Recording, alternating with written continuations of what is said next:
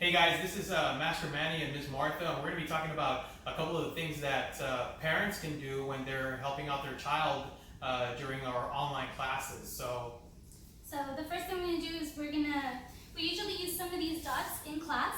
What we want to do is we want to mark basically where they're going to be beginning and where they're going to be ending for some of our exercises. So at home, that could be the beginning of the carpet and the end of the carpet, or you can use some masking tape to put a little mark down on the floor, and that way students will know where they're going to be going back and forth to do their bear crawls and other exercises.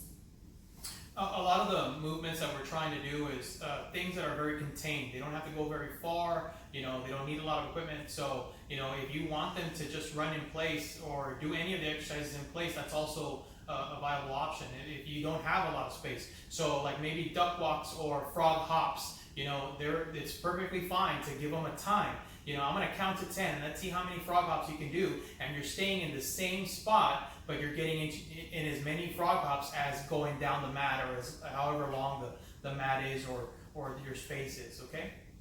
Okay, the next thing we have a pool noodle. If you have one at home, this is something that we can use. We usually use it when we're doing our blocks, but if you don't have one at home, you can also use just an empty paper towel roll. And the last thing we have is a pillow. This is going to be in place of a pad. So mom or dad will be holding the pillow, and then our little ones will be doing their punches and their kicks on there. You want to show how we're going to show? Yeah. So if the little ones are doing their punches, mom and dad is going to hold it just like this and make sure that it's about their height, and then our little ones are going to be doing their punches on there and hitting the bag, or hitting the pillow. The next one is to do for front kick, right? Yes. So we're going to be using it, and just make sure that you're holding it this way because little ones are going to be kicking up. Another thing is is very important is when you're holding the pad, try to hold it at their level. I know sometimes it's a little bit harder, but getting on our knees, that's why we're on our knees, because that's what we do with the little ones. I always get on my knees and get to their level. Some of them are tiny kids, even in the intermediate class or the little bigger kids, I still get down on my knees because their belt is way lower than where I'm holding it. Now, you can hold the pad standing up and bending over and holding the pad. This is a little bit more difficult for you and for your body. So I tell everybody, just get down on the floor, hold it right around here, and it's right at their belt level or right at their knee level. That's when they can kick. So that's like the best place to do it, and that's like the best way to hold a pad for somebody, or in this case, a pillow. The other thing that I was going to say is try not to.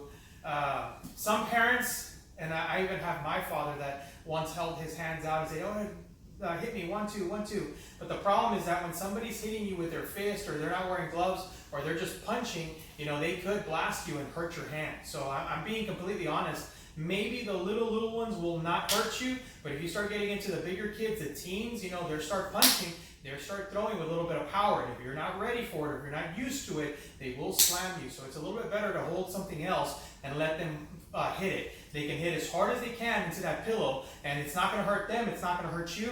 The only other thing that we need to find is aiming and targets and where they're going to be hitting, right? Maybe just a little bit of tape on the middle of the pillow and tell them, this is where I want you to hit. Because it's no good if somebody's fighting and their punches are going in a lot of different directions. They need to be punching, and they're always throwing in that same spot to be able to hit. Make a little X marks the spot, and then you can start punching, and we can start doing something like that. Or just tell them, punch in the middle of the pad. Hey, you're punching too far out, you're punching too high, too low. I want you to hit right in the middle of the pad. Let me see where you're going to be hitting, right? That's right. I always tell little ones, you see my fingers over here on the side? Super important. Don't hit my fingers. So hopefully they'll remember. Is that right? Yeah. All right. See you soon, guys.